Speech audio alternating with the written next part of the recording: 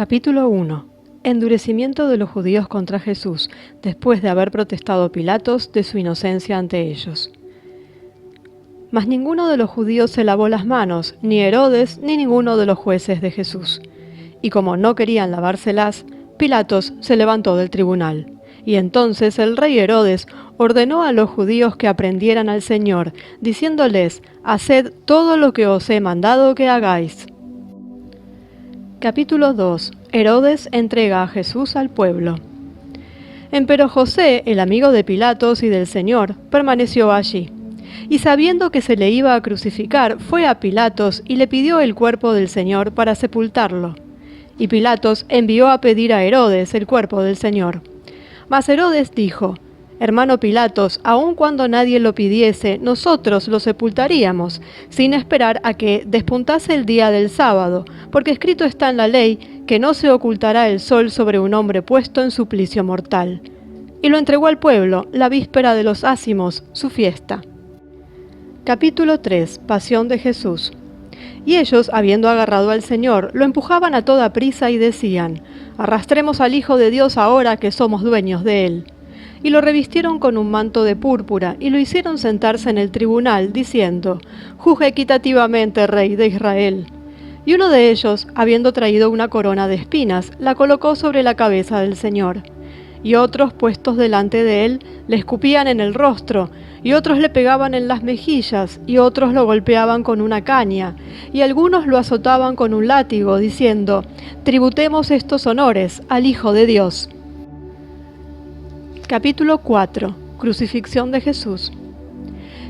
Y tomaron 2 malhechores, y crucificaron al Señor entre ellos. Mas él se callaba, como aquel que no siente sufrimiento alguno. Y cuando hubieron levantado la cruz, escribieron en ella: «Este es el Rey de Israel».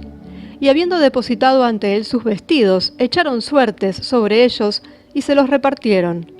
Empero uno de los malhechores les dirigió reproches, diciendo: «Nosotros, por el mal que hemos hecho, sufrimos así, mas este que se ha convertido en el Salvador de los hombres, ¿qué mal os ha hecho?».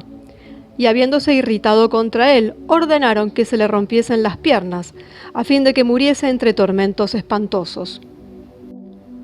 Capítulo 5. Últimos momentos de Jesús.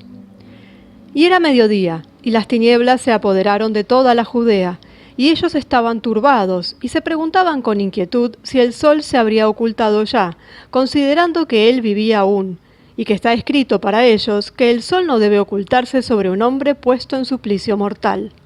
Y uno de ellos dijo: «Dadle a beber y él con vinagre».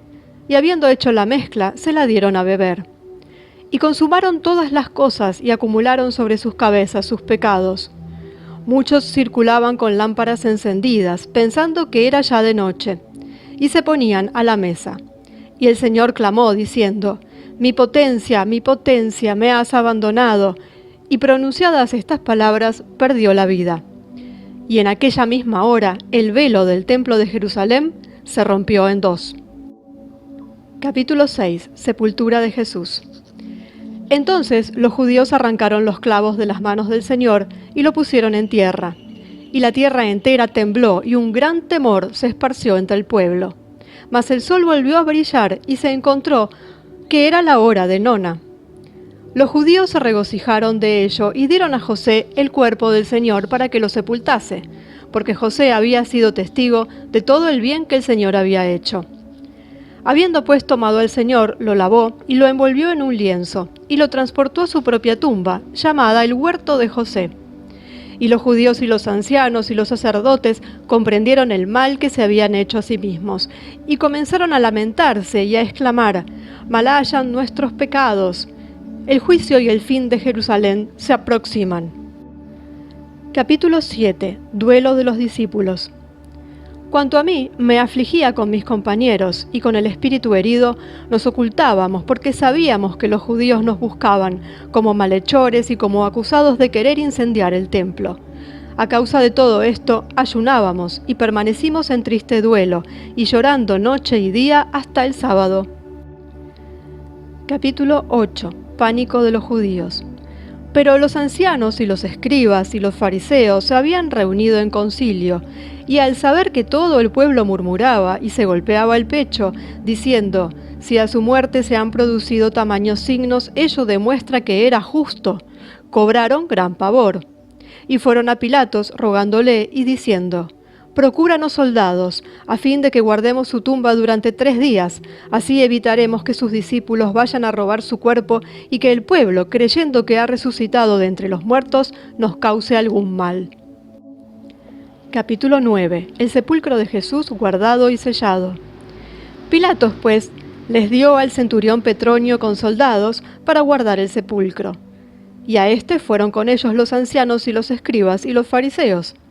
Y habiendo arrastrado hasta aquel lugar una enorme piedra, en un esfuerzo común y con ayuda del centurión y de los soldados, todos los que estaban allí la colocaron a la puerta del sepulcro, de modo que obstruyese su entrada. Y fijaron para asegurarla 7 sellos, y plantando una tienda montaron la guardia. Y por la mañana, cuando el sábado comenzaba a despuntar, llegó una gran multitud de gentes de Jerusalén y de sus cercanías para ver el sepulcro sellado. Capítulo 10. Prodigios que en el sepulcro ocurrieron. Empero en la noche tras la cual se abría el domingo, mientras los soldados en facción montaban 2 a 2 la guardia, una gran voz se hizo oír en las alturas. Y vieron los cielos abiertos, y que 2 hombres resplandecientes de luz se aproximaban al sepulcro. Y la enorme piedra que se había colocado a su puerta se movió por sí misma, poniéndose a un lado, y el sepulcro se abrió, y los 2 hombres penetraron en él. Y no bien hubieran visto esto, los soldados despertaron al centurión y a los ancianos, porque ellos también hacían la guardia. Y apenas los soldados refirieron lo que habían presenciado, de nuevo vieron salir de la tumba a 3 hombres, y a 2 de ellos sostener a uno, y a una cruz seguirlos. Y la cabeza de los sostenedores llegaba hasta el cielo, mas la cabeza de aquel que conducían pasaba más allá de todos los cielos. Y oyeron una voz que preguntaba en las alturas: ¿has predicado a los que están dormidos? Y se escuchó venir de la cruz esta respuesta: sí. Los circunstantes, pues, se preguntaban unos a otros si no sería necesario marchar de allí y relatar a Pilatos aquellas cosas. Y en tanto que deliberaban todavía, otra vez aparecieron los cielos abiertos, y un hombre que de ellos descendió y que entró en el sepulcro. Capítulo 11. Temor de los que hicieron la guardia en el sepulcro. Visto lo cual, el centurión y sus compañeros de guardia se apresuraron a ir a visitar a Pilatos por la noche, abandonando el sepulcro que vigilaran. Y contaron todo lo que habían presenciado, vivamente inquietos, y diciendo: verdaderamente era hijo de Dios. Mas Pilatos, respondiendo, dijo: yo estoy puro de la sangre del Hijo de Dios, y sois vosotros los que lo habéis decidido así. Entonces todos le rogaron, sumisos, que ordenase al centurión y a los soldados no decir nada de lo que habían visto, porque arguyeron: siendo culpable del mayor pecado ante Dios, nos importa no caer en manos del pueblo judío y no ser lapidados. Y Pilatos ordenó al centurión y a los soldados que nada dijesen. Capítulo 12. Visita de varias mujeres al sepulcro. Al rayar el alba, María Magdalena, discípula del Señor, tomando consigo a varias de sus amigas, fue con ellas al sepulcro en que aquél había sido depositado. Y eligió esa hora por temor a los judíos, los cuales estaban inflamados de cólera, y ella no había hecho sobre el sepulcro del Señor lo que las mujeres acostumbran a hacer con los muertos y con los seres queridos. Y las visitantes temían que los judíos las viesen, y decían: aunque el día en que se lo crucificó no hayamos podido llorar y lamentarnos, hagámoslo ahora, al menos sobre su sepulcro. ¿Quién nos resolverá la piedra de la puerta del sepulcro a fin de que entremos, nos sentemos junto a él y lo unjamos? Porque la piedra es enorme y tememos que alguien nos vea. Y si no podemos revolverla, al menos depositaremos a la entrada lo que traemos en memoria suya. Y lloraremos y nos lamentaremos hasta que volvamos a nuestras casas. Capítulo 13. Las mujeres encuentran el sepulcro abierto y un ángel les anuncia la resurrección de Jesús.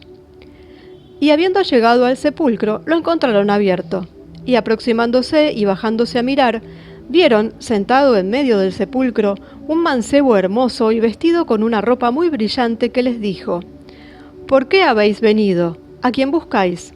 ¿Al crucificado? Resucitó y se fue.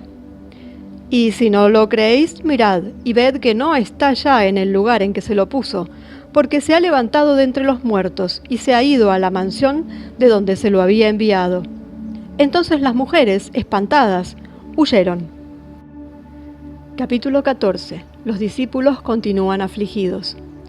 Y era el último día de los ácimos, y muchos salían de la ciudad y regresaban a sus hogares por haber terminado la fiesta. Nosotros, los 12 discípulos del Señor, llorábamos y nos afligíamos, y cada cual, apesadumbrado por lo que sucediera, se retiró a su casa. Cuanto a mí, Simón Pedro, y a Andrés, mi hermano, tomamos nuestras redes y nos fuimos al mar. Y estaba con nosotros Leví, hijo de Alfeo, cuando el Señor,